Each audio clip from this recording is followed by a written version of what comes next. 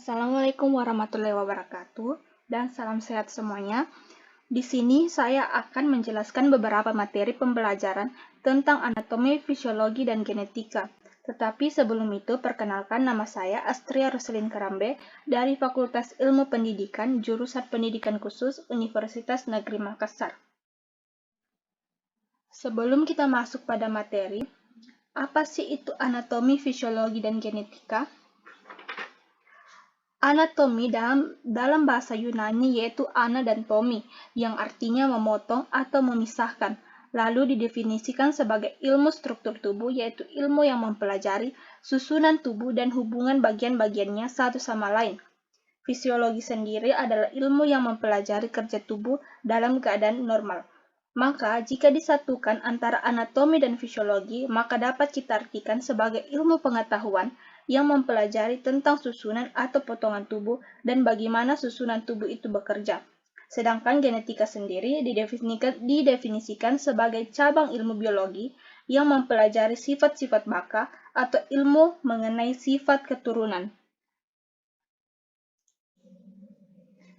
Materi yang akan kita bahas ada 4, yaitu sistem penggerak, panca indera, sistem koordinasi, dan genetika. Materi pertama yang akan kita bahas yaitu sistem penggerak. Sistem penggerak yang akan kita bahas itu ada 3, yaitu tulang, otot, dan sendi. Sistem penggerak pertama yang akan kita bahas yaitu tulang. Tulang sendiri atau biasa disebut dengan rangka tubuh manusia, di mana terdapat sekumpulan tulang-tulang yang saling berhubungan.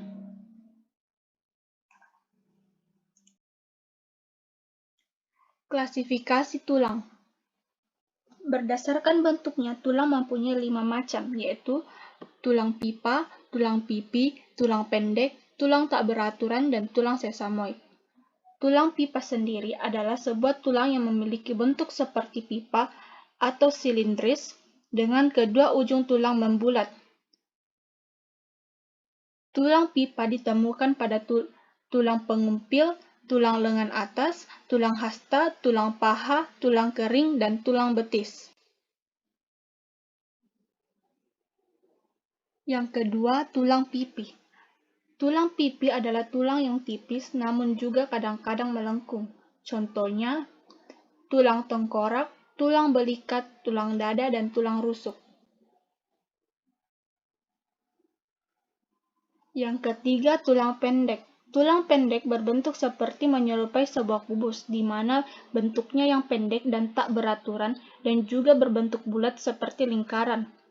Contohnya seperti pangkal kaki, pangkal lengan, dan juga ruas-ruas tulang belakang. Yang keempat, tulang tak beraturan. Seperti namanya, tulang ini memiliki bentuk yang tidak beraturan. Contohnya seperti tulang tengkorak kepala, tulang ekor, serta berbagai jenis tulang tidak beraturan yang lain. Yang kelima, tulang sesamoid. Tulang sesamoid merupakan tulang yang terbentuk di dalam tendon setelah bayi lahir dan berkembang melintasi sendi. Contohnya, tulang yang menutupi dan melindungi lutut manusia.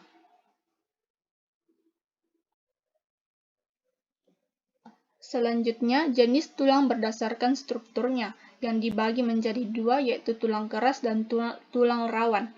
Tulang keras sendiri memiliki struktur yang keras, contohnya seperti tulang belakang dan tulang lengan. Sedangkan tulang rawan memiliki struktur yang lunak, seperti tulang telinga dan kuping. Selanjutnya, bagian-bagian rangka tulang yang dibagi menjadi 3, yaitu bagian rangka tulang tengkorak, bagian rangka tulang badan, dan bagian rangka anggota gerak. Sistem penggerak selanjutnya yang akan kita bahas yaitu otot. Otot adalah jaringan dalam tubuh manusia yang berfungsi sebagai alat gerak aktif yang menggerakkan tulang. Tulang sendiri adalah alat gerak pasif. Klasifikasi otot dibagi menjadi 3, yaitu otot polos, otot lurik, dan otot jantung. Otot polos adalah jaringan otot yang bersifat influenter yang terletak di dinding organ-organ dalam tubuh. Sedangkan otot lurik adalah jaringan otot yang melekat pada bagian rangka atau sering juga disebut dengan otot rangka. Otot jantung sendiri adalah jaringan otot yang memiliki struktur hampir sama dengan otot lurik tetapi memiliki konsep kerja bagaikan otot polos. Selanjutnya, jenis otot berdasarkan cara kerjanya dibagi menjadi dua, yaitu otot antagonis dan otot sinergis. Otot antagonis bekerja berpasangan untuk mendorong terjadinya gerakan yang bersifat berlawanan. Sedangkan otot sinergis, otot yang bekerja berpasangan untuk mendorong terjadinya gerakan yang sifatnya tidak berlawanan. Selanjutnya, gangguan pada otot. Yang pertama ada musculodystrofy, yang kedua atrofi otot, yang ketiga keseleo. Musculodystrofy yaitu kelainan yang diakibatkan oleh faktor genetik. Kelainan pada otot ini menyebabkan melemahnya otot dan hilangnya jaringan otot secara bertahap, bahkan hingga mengakibatkan tidak dapat berjalan, sulit menelan, dan sulit bernapas. Sedangkan gangguan otot atrofi otot merupakan kondisi terjadinya penurunan massa otot yang disebabkan oleh cedera atau adanya suatu penyakit sehingga bagian tubuh tertentu tidak bisa digerakkan dalam jangka waktu yang cukup lama. Sedangkan keseleo sendiri merupakan gangguan yang paling sering terjadi, terlebih saat berolahraga dan beraktivitas berat. Kondisi ini bisa terjadi ketika otot mengalami tarikan atau puntiran, baik secara tiba-tiba maupun perlahan. Sistem penggerak terakhir yang akan kita bahas yaitu sendi. Sendi adalah tempat dua tulang bertemu atau penghubung antar tulang. Klasifikasi sendi. Klasifikasi sendi dibagi menjadi tiga, yaitu sendi mati, sendi kaku, dan sendi gerak. Sendi mati yaitu sendi yang tidak memungkinkan adanya gerakan.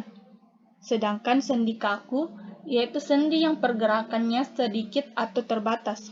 Sedangkan sendi gerak yaitu sendi yang pergerakannya bebas.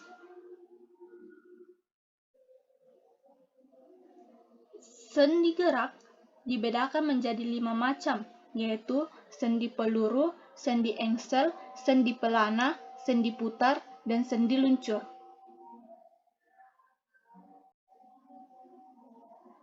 Gangguan yang sering terjadi pada persendian yaitu diskolasi, yaitu pergeseran sendi dari kedudukan semula karena tulang ligamennya tertarik atau sobek.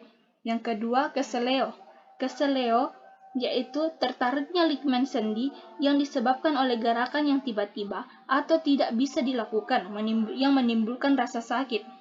Yang ketiga, ankilosis, yaitu persendian tidak dapat digerakkan lagi karena tulangnya menyatu. Dan yang keempat, artistik atau infeksi sendi. Gangguan sendi yang ditandai terjadinya peradangan sendi yang disertai timbulnya rasa sakit dan kadang-kadang tulang sendi mengalami perubahan. Materi selanjutnya yang akan kita bahas yaitu panca indera. Panca indera manusia itu ada 5, yaitu indera penglihat, indera pendengar, indera pembau, indera pengecap, dan indera peraba. Tetapi panca indera yang akan kita bahas hanya 3. Yang pertama, indera penglihat, indera pendengar, dan indera peraba. Panca indera pertama yang akan kita bahas yaitu indera penglihat, atau biasa disebut dengan mata. Indera penglihat atau mata mempunyai bagian-bagian pelindung. Yang pertama adalah alis mata, kelopak mata, bulu mata, dan kelenjar air mata.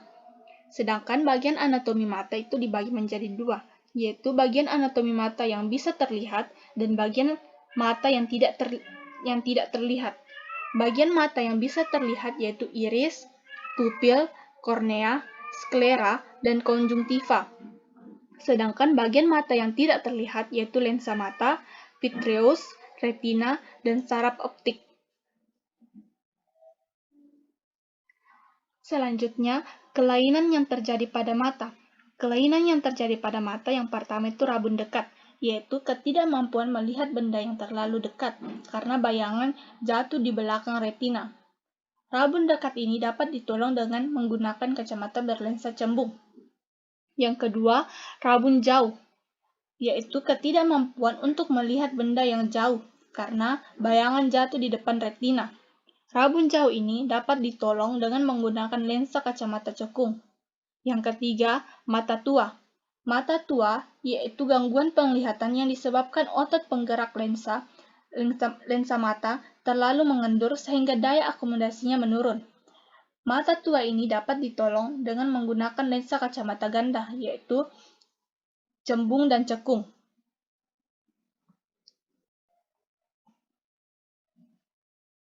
Yang keempat, rabun senja, yaitu ketidakmampuan melihat benda dengan jelas saat senja. Penyebabnya, kekurangan vitamin A. Yang kelima, buta warna, yaitu ketidakmampuan mata melihat warna tertentu. Buta warna sebagian tidak dapat membedakan warna. Buta warna total hanya bisa membedakan warna hitam dan putih. Penyakit ini dapat menurun. Yang keenam, katarak. Katarak merupakan penurunan daya akomodasi lensa mata oleh pengapungan lensa mata. Penderitanya umumnya terjadi usia lanjut. Katarak ini dapat ditolong dengan melakukan operasi pengangkatan lensa yang rusak dan menggantinya dengan lensa buatan. Panca indera selanjutnya yang akan kita bahas yaitu indera pendengar, atau biasa disebut dengan telinga. Bagian-bagian telinga terdiri dari telinga bagian luar, telinga bagian tengah, dan telinga bagian dalam. Telinga bagian luar terdiri dari daun telinga, lubang telinga, dan kelenjar minyak. Sedangkan telinga bagian tengah terdiri dari selaput pendengar, tulang-tulang pendengar, dan saluran eustasi. Sedangkan telinga bagian dalam terdiri dari tingkap jorong, tingkap bundar, dan 3 saluran setengah lingkaran dan koklea. Gangguan yang sering terjadi pada telinga yaitu tuli. Tuli sendiri berarti tidak dapat mendengar. Ada 2 macam tuli, yaitu tuli konduksi dan tuli saraf. Tuli konduksi yaitu penyakit yang terjadi karena gangguan penghantar suara. Hal ini terjadi di bagian telinga bagian luar dan tengah. Sedangkan tuli saraf yaitu disebabkan oleh kerusakan lintasan saraf. Penyakit tuli ini biasanya tidak dapat disembuhkan, akan tetapi dapat ditolong dengan alat bantu dengar. Gangguan pada telinga yang lain yaitu infeksi telinga. Infeksi telinga biasanya disebabkan oleh bisul atau luka di dalam telinga. Dan yang terakhir, congek. Congek yaitu cairan berbau busuk dari dalam telinga. Penyakit ini terjadi akibat radang pada telinga bagian dalam. Panca indera yang terakhir yang akan kita bahas yaitu indera peraba atau kulit. Bagian-bagian kulit terdiri dari epidermis atau bagian luar dan dermis lapisan dalam.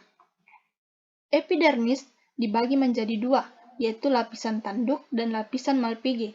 Sedangkan dermis yaitu mempunyai jaringan lemak, kelenjar keringat, saluran keringat, kelenjar minyak, pembuluh darah, reseptor atau saraf yang menerima rangsangan.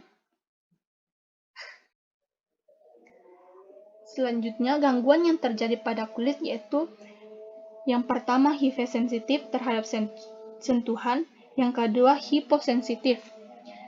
Hipersensitif terhadap sentuhan gejalanya dapat berupa tidak suka dicium, dipegang atau dipeluk, terganggu dengan spray yang kasar, bereaksi berlebihan terhadap luka kecil, goresan atau gigitan serangga.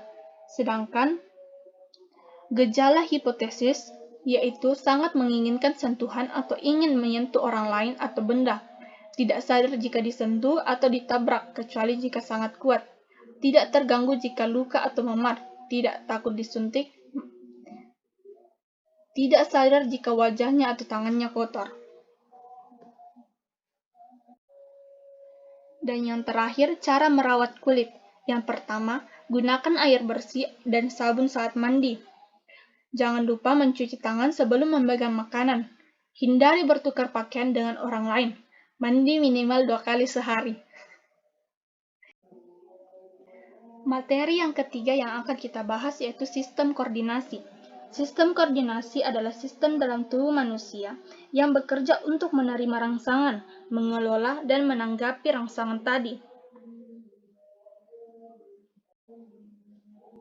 Sistem koordinasi yang akan kita bahas ada 3. Yang pertama, sel saraf, yang kedua, sistem saraf pusat, dan yang ketiga, sistem saraf tepi. Sistem koordinasi yang pertama akan kita bahas yaitu sel saraf.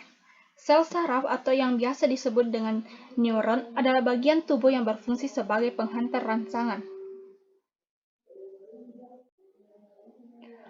Struktur neuron ada beberapa yaitu dendrit, soma, akson, nukleus, nodus Ranvier, selembung mielin, sel Schwann, dan sinapsis. Klasifikasi neuron dibagi menjadi 3, yaitu berdasarkan fungsi, berdasarkan tempat, dan berdasarkan bentuk. Berdasarkan fungsi dibagi menjadi 3, yaitu neuron sensorik, neuron motorik, dan neuron asosiasi. Jika berdasarkan tempat dibagi menjadi 2, yaitu konektor dan adjustor. Sedangkan berdasarkan bentuk dibagi menjadi 3, yaitu neuron unipolar, neuron bipolar, dan neuron multipolar. Sistem koordinasi selanjutnya yang akan kita bahas yaitu sistem saraf pusat. Sistem saraf pusat yang akan dibahas yaitu bagian-bagian otak dan sumsum tulang belakang.